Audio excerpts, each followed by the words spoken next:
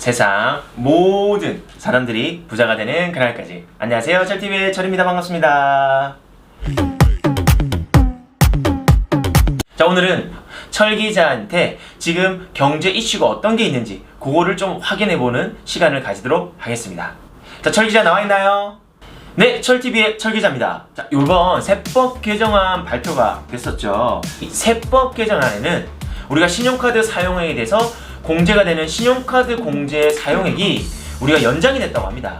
자, 일반적으로 신용카드 같은 경우에는 우리가 연봉의 25% 이상 사용하는 금액에 따라서 소득 공제율이 달라지고 있는데요. 예를 들어서 신용카드의 경우 15%, 체크카드를 사용하게 되면 30%, 제로페이를 사용하게 되는 경우 40%의 소득 공제를 해준다고 합니다.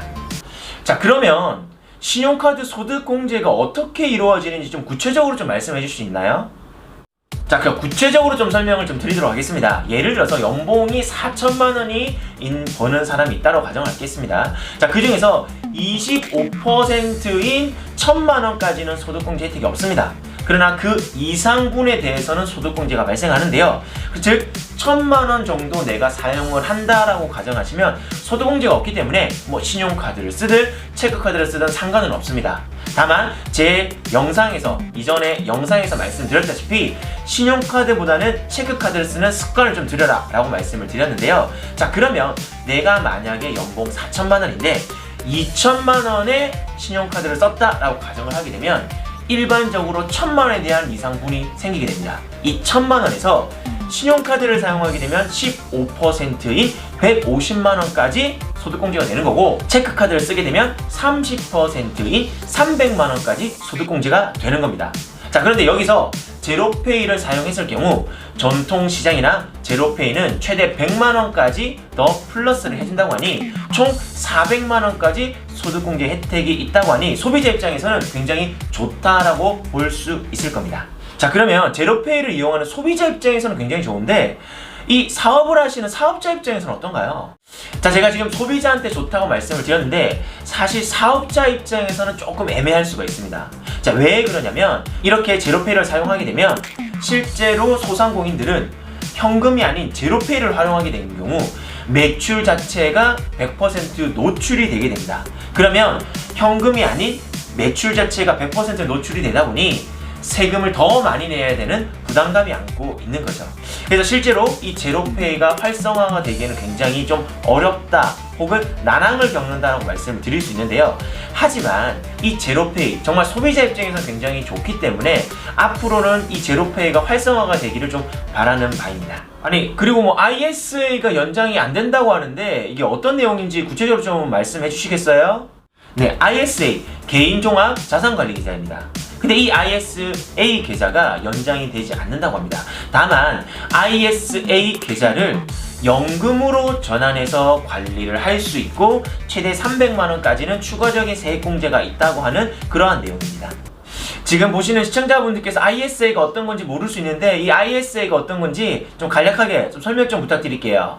네, ISA 계좌를 개설하게 되면 펀드, 채권, 예금 등 다양한 금융 상품을 그 ISA 계좌로 관리가 가능합니다.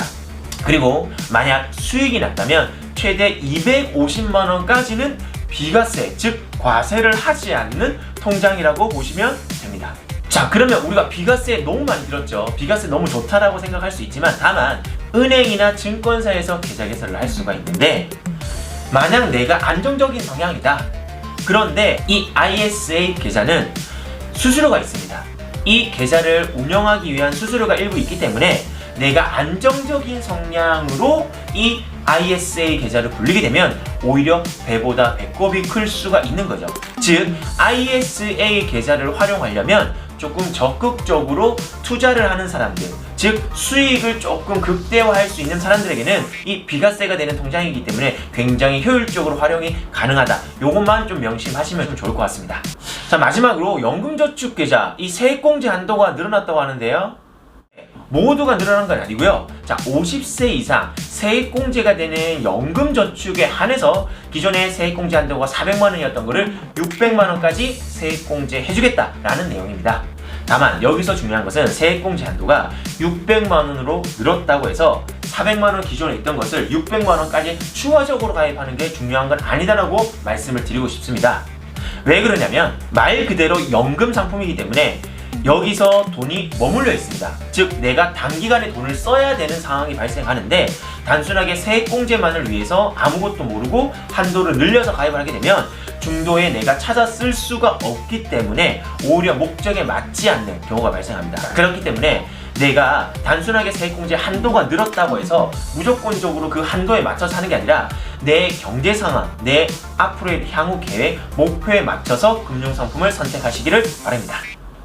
자, 네, 잘 들었습니다. 자, 지금까지 2019년 세법 개정안 관련돼서 말씀을 드렸는데요. 앞서 저희 철 기자가 말을 한 것처럼 무조건적인 금융상품을 가입하는 게 중요한 게 아니라 현재 내 경제 상황, 현재 내가 어떠한 목표로 하는지에 따라서 금융상품에 대한 선택이 달라질 수 있기 때문에 무조건적으로 이렇게 세법이 바뀌었다, 뭐 세액공제 한도가 늘었다고 해서 무조건적인 상품 가입은 좀 지양을 하시면 좋을 것 같습니다.